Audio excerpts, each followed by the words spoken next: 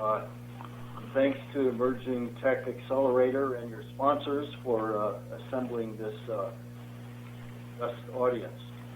It was just about this point last time that the system crashed, so thanks for the do-over opportunity here. Energy Concepts is focused on what we call thermal heat pumps, and in particular we are striving to develop simple solutions that enable you to derive maximum value from your waste heat. And we have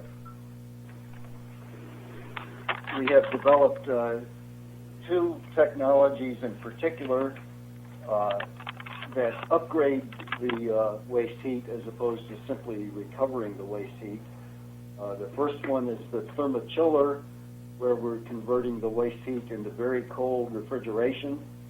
And the second we call ThermaSorber, where we're providing heat pumped hot water plus chilling from the waste heat stream.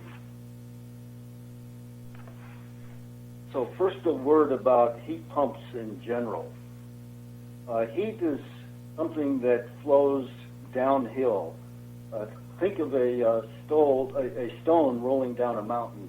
The laws of gravity say that stone only rolls downhill of its own volition. If you want to make the stone go uphill, you have to push it.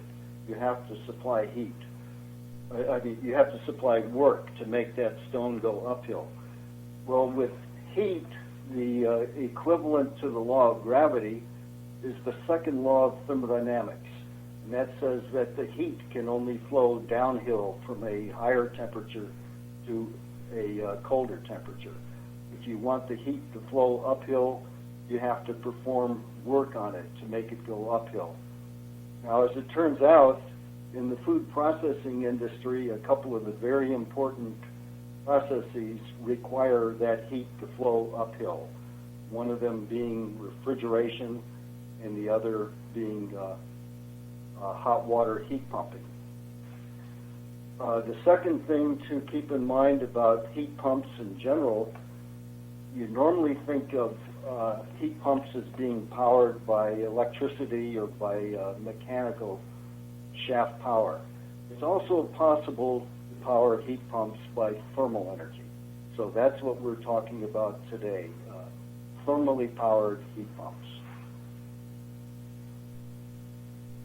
Now, focusing in on the thermal heat pumps, as I've said, they are going to convert low-grade heat to valuable utility, either refrigeration or heat pumped hot water or a combination. The input heat can be really any source of heat.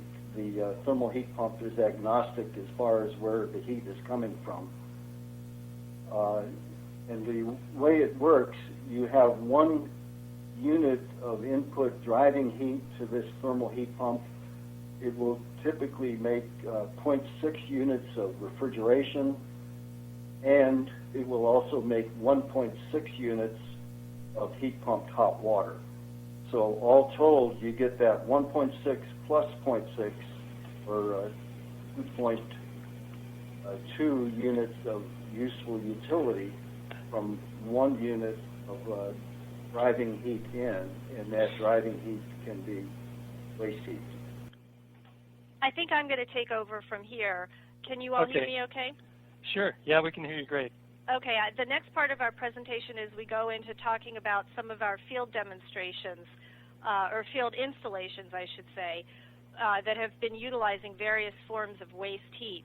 The first one I'll talk about is a ThermaChiller, where we're making chilling using exhaust from a natural gas turbine. This is at a power plant in Texas.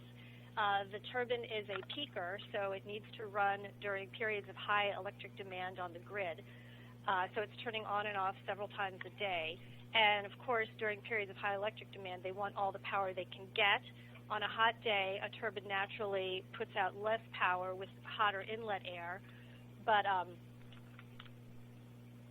with chilling, you can keep the inlet air at a constant temperature year-round. This is a common practice for turbines. Usually they make the chilling with mechanical compression, refrigeration. However, there's a huge electric parasitic load that is required to make that refrigeration. So in this case, this is a 50 megawatt turbine. Normally, to chill the inlet air for a 50 megawatt turbine, it takes about 5 or 6 megawatts of electricity. On a hot day, the power output would go down to about 40 megawatts. However, you can restore it up to the full 50 megawatts with your chilled air. But if you're also using 6 megawatts to make that chilled air, you still can only sell 44 megawatts of power.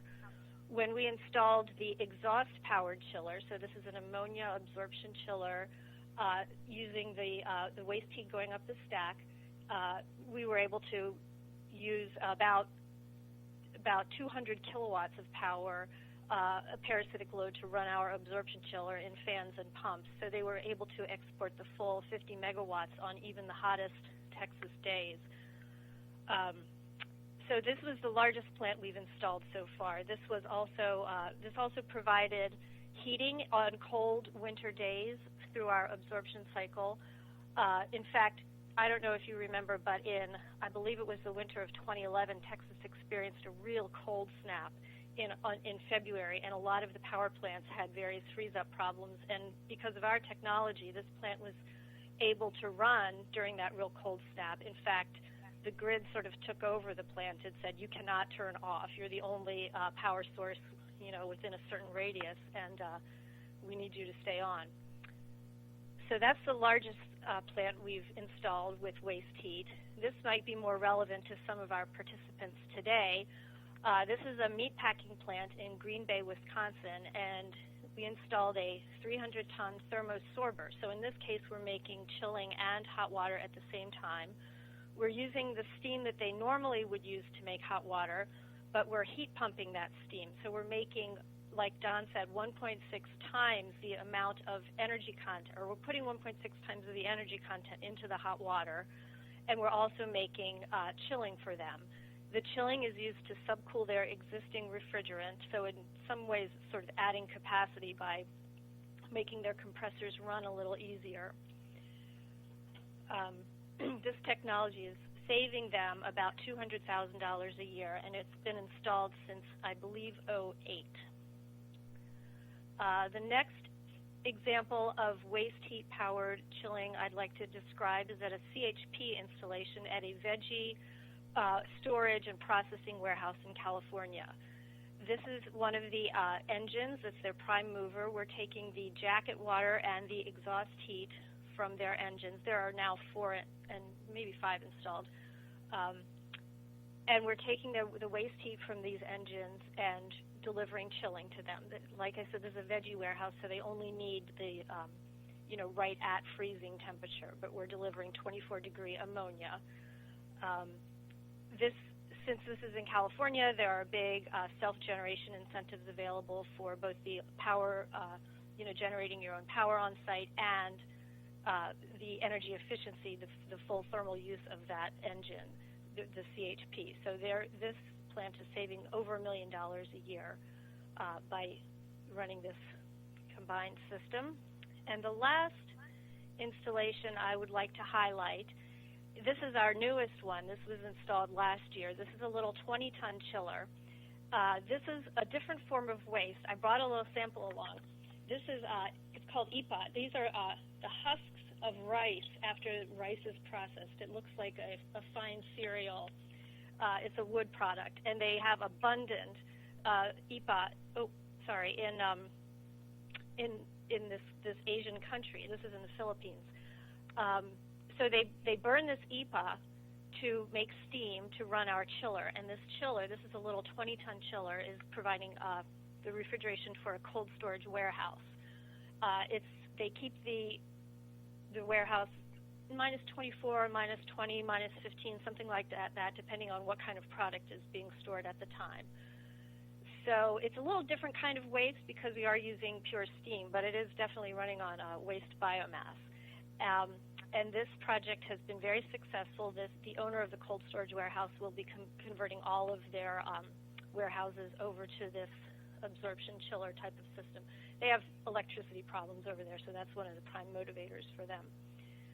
So we've been talking in general about talking specifically about different applications, but I would like to tell you a little bit of the general energy utilities that are available from your various sources of waste heat. I'm going to turn on my pointer here. Hopefully you can see it. Maybe not. Anyway, the temperature of the chilling that you can make with our ammonia water technology depends on the the temperature of the waste heat that you have available. So if your waste heat is available at 160 F, you can make air conditioning with our technology, provided you have a good source of pretty cold cooling water, say 70 Fahrenheit. And this is typical in Alaska and Canada. For the rest of the world, where more like 85-degree cooling water is available, you need 190 degree F waste heat to make air conditioning. So that sometimes can be from jacket cooling water on an engine. It certainly can be from steam condensate. Variety of places give you that 190 degree waste heat. If you want to be doing fruit and vegetable chilling right around freezing, you need a waste heat temperature of around 210. If you have waste heat at 225, now you're really going to be able to use a lot of that waste heat. You're going to be able to make heat-pumped hot water at a nice, warm, usable temperature, 130, and make air conditioning chilling. And now you'll start to get well over more like 2.2 COPs, or really high efficiency, really good use of that waste heat. If you have 245-degree waste heat, you can start making ice. You need about 10 degree Fahrenheit refrigerant to make ice. Or you can, again, make heat-pumped hot water and refrigeration right around 32F. If you want to make your real deep refrigeration for cold storage or blast freezing, you do need hot exhaust. Again, our technologies all rely on ammonia water absorption. I know most of this audience probably is familiar with ammonia as a refrigerant, but just in case you're not, it is worth mentioning that ammonia is indeed a very toxic substance, but it's very well established how to handle it safely, and it has a lot of benefits as a refrigerant. Of course, farmers spread anhydrous ammonia right on their fields, so it's as long as you're doing it correctly, it can be safely managed, and it is a very common chemical to be used in industrial refrigeration, in power plants, a lot of different industrial settings. Our technology never requires replenishing of the ammonia. It's all closed loop, so the ammonia just stays inside of our skid. And we work hard to keep the amount of ammonia that we're charging on the skid very low inventory systems. So let's hand it back over to Don now, please.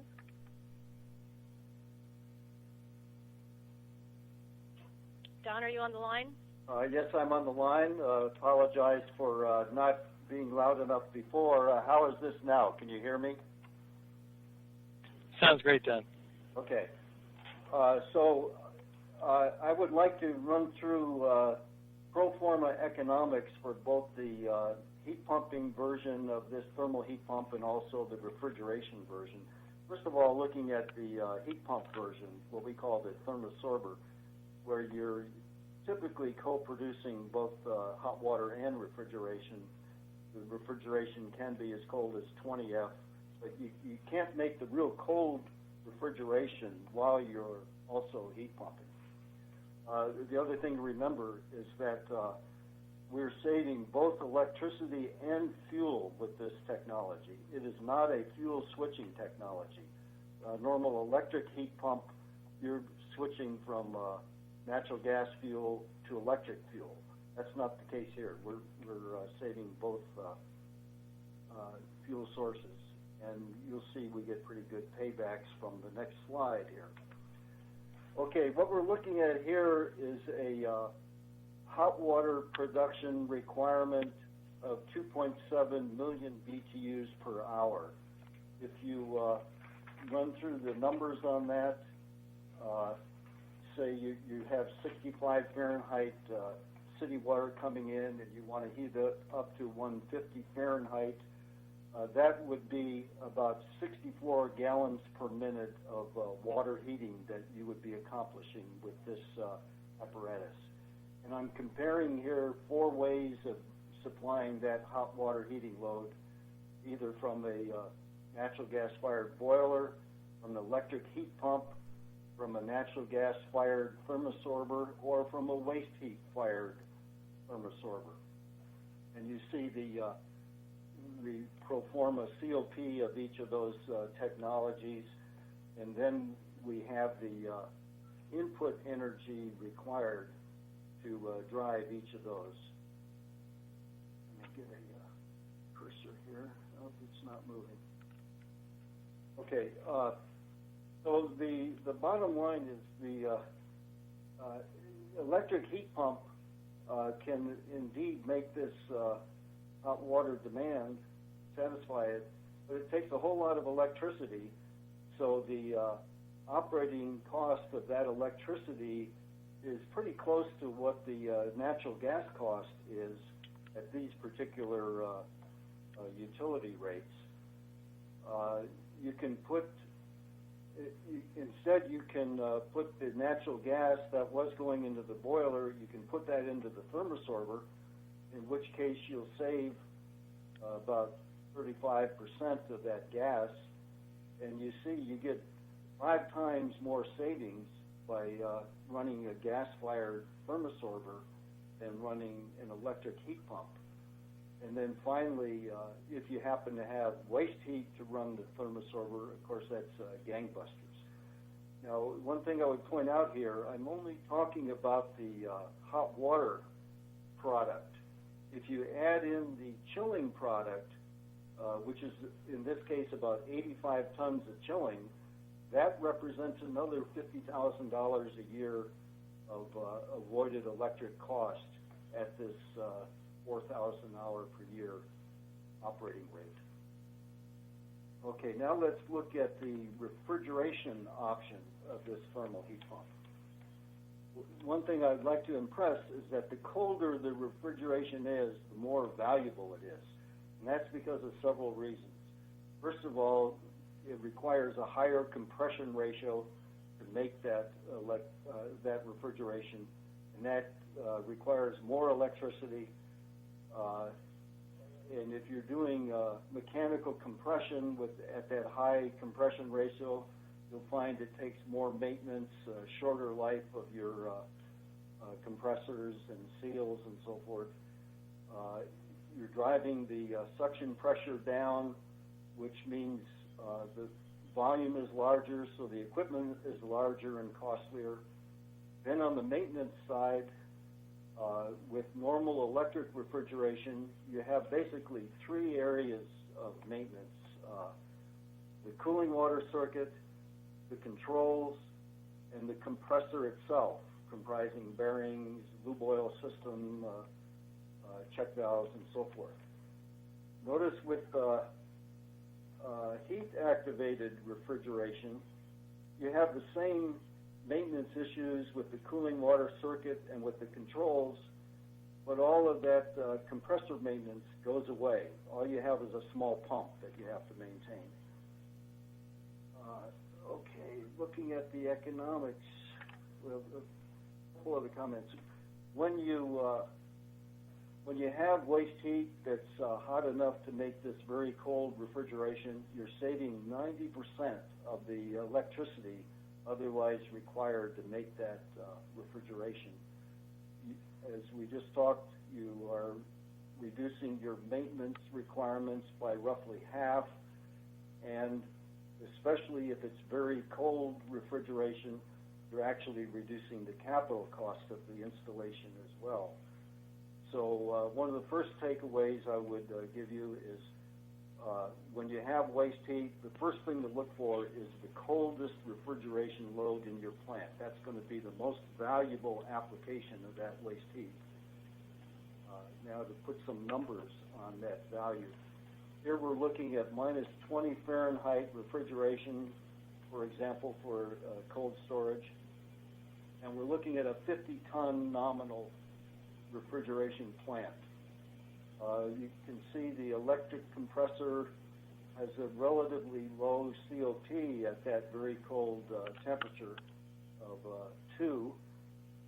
Now the thermochiller, you're down to 0.5 COP, but that's based on heat. That's not based on electricity. And then we have here the comparison of natural gas-fired thermochiller versus waste heat-powered thermochiller or biomass-powered thermochiller. So you see lots of electric input to the electric device, just a small amount to the thermochiller to run the pumps and the cooling tower fan.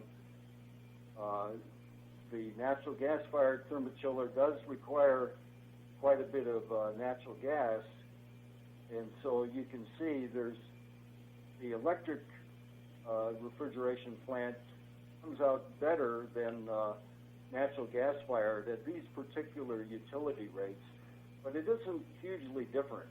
So if you have an issue with availability of electricity, the direct natural gas-fired thermochiller might be of interest. But where the thermochiller really shines is where you have that waste heat available or where you have biomass available. Don, we have to keep moving along. I'm going to invite the panel to pop their cameras on, but Don, go ahead and finish up your remarks, and we'll invite the panel to ask you a few questions. Okay, well, we are at the conclusion slide. So just like that. The ways I would say is colder is better when you are looking for ways to apply your waste heat. If you can do concurrent heat pumping and chilling, that is really lucrative. When you apply your waste heat to make ammonia absorption refrigeration, you'll save 90% of the electric demand. And also, these are very low ammonia charge apparatus that we've designed. You're about 85% reduction compared to traditional ammonia refrigeration. So this is a valuable resource, and it's really more available than most realize. Great. Well, let's bring the panel in. And so, John, I see you've arrived, and Neil has arrived. John, got a question to follow up on all of this? So, Don or Ellen, I was curious. Can you tell me about maintaining these systems? What's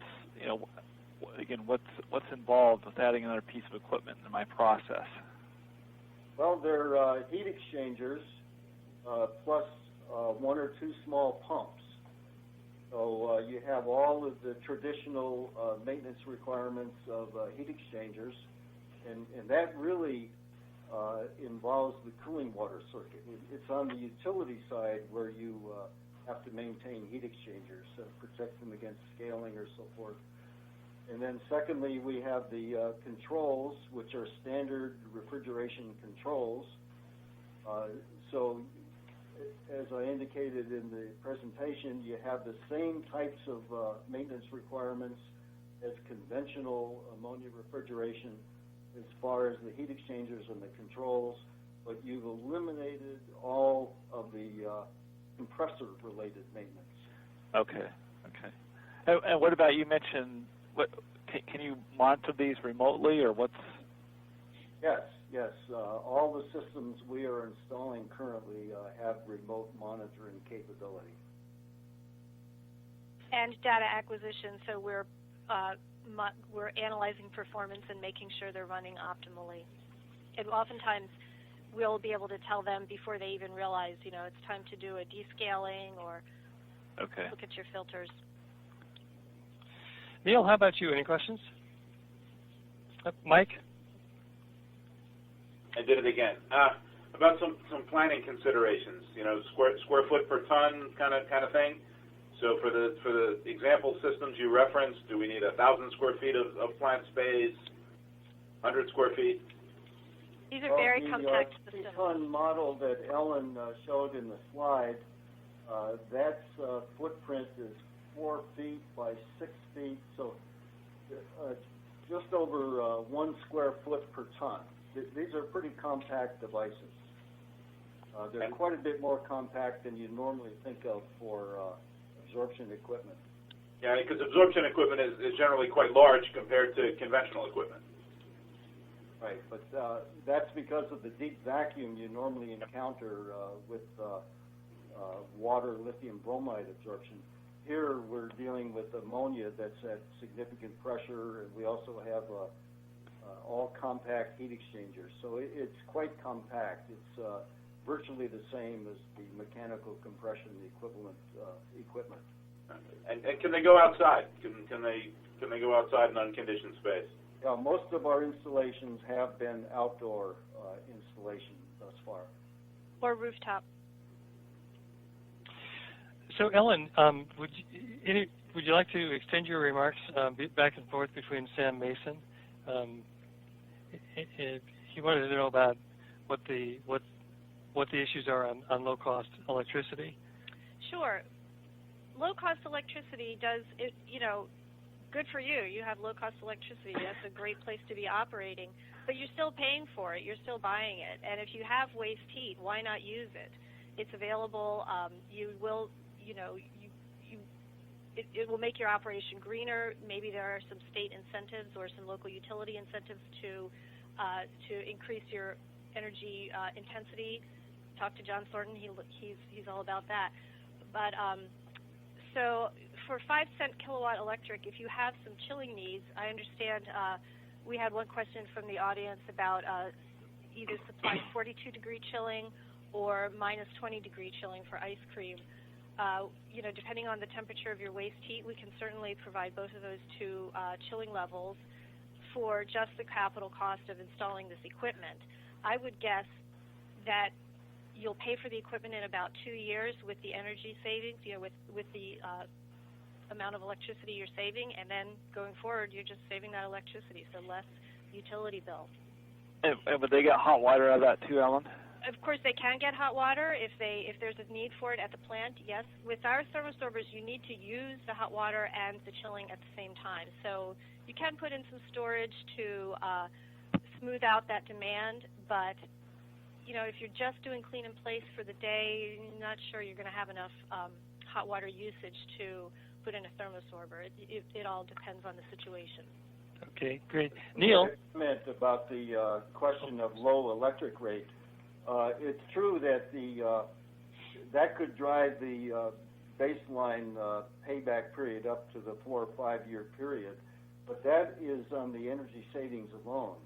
If the facility needs new refrigeration plant capacity and or new hot water heating capacity, and we take capital credit for that, even in the low electric cost scenario, that brings it down under a 3-year payback.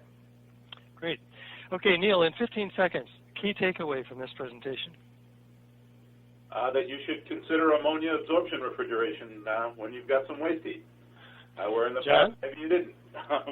John, Right? how about you? 15 seconds? So I would concur with Neil. All right. Well, actually, so Ellen mentioned there are incentives available for some of this equipment, not just the ammonia absorption, but some of the others. So, if that's something people are interested in, certainly give me a call or contact me through the Emerging Tech Accelerator, and I can give some more insights there. Great.